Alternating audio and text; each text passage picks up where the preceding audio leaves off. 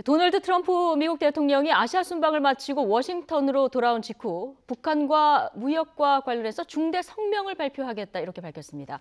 그 내용에 관심이 모아지는데요. 이번 발표에서 북한을 테러 지원국으로 재지정할 거다 이런 관측도 나옵니다. 자, 워싱턴 특파원 연결해서 자세한 내용 들어보겠습니다. 김희준 특파원. 네, 워싱턴입니다. 예, 자, 트럼프 대통령이 중대 성명을 발표하겠다 아예 예고를 했는데요. 이게 구체적으로 언제 한다는 겁니까?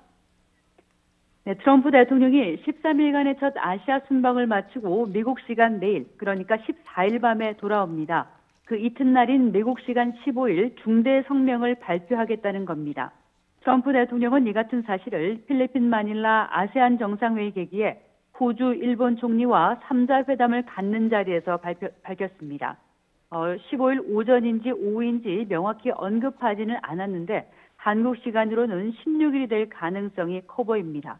트럼프 대통령은 이번 성명이 북한과 무역, 또 다른 여러 사안에 대한 완벽한 성명이 될 것이라고 예고했습니다. 네, 우리 입장에서 가장 궁금한 건 역시 북한에 대해서 어떤 입장을 밝힐까 이 부분인데요. 지금 북한을 테러 지원국으로 재지정할 가능성이 제기가 되고 있는 그런 상황이죠. 그렇습니다. 미국 현지 언론들은 트럼프 대통령이 이번 성명에서 북한을 테러 지원국으로 재지정해 발표할 가능성을 내놓고 있습니다.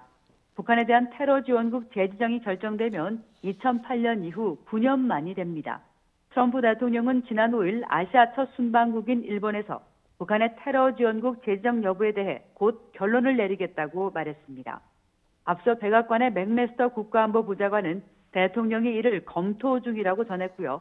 또 샌더스 대변인도 대통령이 아시아 순방 말미에 북한 테러 지원국 재지정 여부를 결정할 것이라고 밝힌 바 있습니다. 미 국무부는 지난 8월 초 발효된 이란, 러시아, 북한 제재 법안에 따라 90일 이내에 북한 테러 지원국 재지정 여부를 결정해야 했지만 그 시일을 이미 넘기고 만 상태입니다. 예. 자, 그런데 북한이 테러 지원국으로 다시 지정되게 되면 어떤 그 효과가 있는 겁니까? 트럼프 행정부가 북한에 대한 최대한의 압박과 제재의 박차를 가해온 가운데 트럼프 대통령은 이번 아시아 순방에서 북한 비핵화를 위한 국제사회의 강력한 제재와 압박을 촉구해왔죠. 따라서 북한을 테러 지원국으로 재지정해 전방위적으로 고립시키겠다는 그런 관측이 나옵니다. 북한이 테러 지원국으로 재지정되면 무역이 제한되고 대외 원조 등도 받을 수 없게 됩니다. 또 국제금융기구에서의 차관 지원 등에 대한 반대의 불이익도 받게 됩니다. 예, 그런데 테러 지원국 재지정에 대해서 이게 실효성이 있냐 이런 논란도 좀 있지 않습니까? 네, 맞습니다. 북한이 이미 국제사회로부터 전방위 제재를 받고 있는 만큼 그 실효성 논란이 제기되고 있습니다. 테러 지원국 재지정에 따른 불이익이 크지 않다는 것입니다. 다만 상징적인 효과는 적지 않을 것으로 보입니다. 올해 들어 김정남 암살 사건과 미국인 대학생 오토 원비어 사망 사건 이후 국제적으로 인권 침해 국가, 문제아로 치부되어 북한의 오명에 쐐기를 박는 낙인 효과가 큰 것입니다. 때문에 북한의 외교적 고립은 더욱 심화할 수 있을 것으로 보입니다.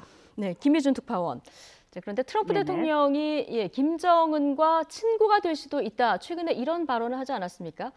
그래서 혹시 이번 성명에서 대북 유화책이 나올 가능성은 없을지 이 부분도 궁금한데요.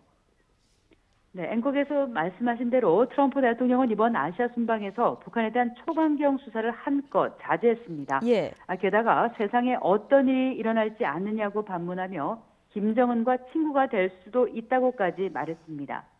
또 아시아 순방을 수행한 틸러슨 국무장관은 북한과 두세 개 대화 채널을 가동하고 있다. 또 북미 간의 첫 대화를 시작할 때가 됐다고 생각할 날이 올 것이라고까지 언급하며 미국 측에서 대북 유화 신호가 잇따랐습니다. 이것이 과연 북미 대화로까지 이어질 것인지 관심이 모아지고 있는데요.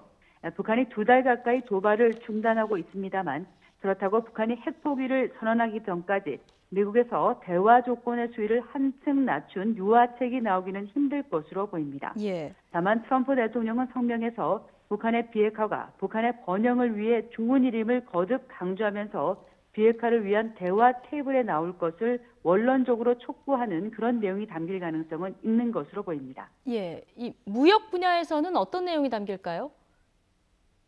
네, 트럼프 대통령은 이번 중대 성명 발표를 예고하면서 아시아 순방을 통해 중국을 비롯해 해외 기업들로부터 3천억 달러의 판매, 그러니까 투자 유치 등을 올렸다고 강조했습니다. 그러면서 미국이 거의 모든 나라와 무역 적자를 기록하고 있지만 적자가 매우 빠르고 큰 폭으로 줄어들 것이라고 천명했습니다. 따라서 이번 성명에는 이번 아시아 순방에서 이룬 무기 판매 등 투자 유치 성과를 홍보할 것으로 보입니다. 여기에 더해 무역 불균형 해소를 위해 각국에 대한 추가 조치가 담길 가능성도 제기됩니다. 이에 따라 한미 정상회담에서 한미 FTA 개정 필요성을 원론적으로 언급했던 트럼프 대통령이 추가적인 어떤 압박 조치를 내놓을지 관심이 모아집니다. 네, 트럼프 대통령의 성명 발표 현지 시각으로 15일이니까 우리 시각으로 16일 새벽쯤 될 것 같은데요.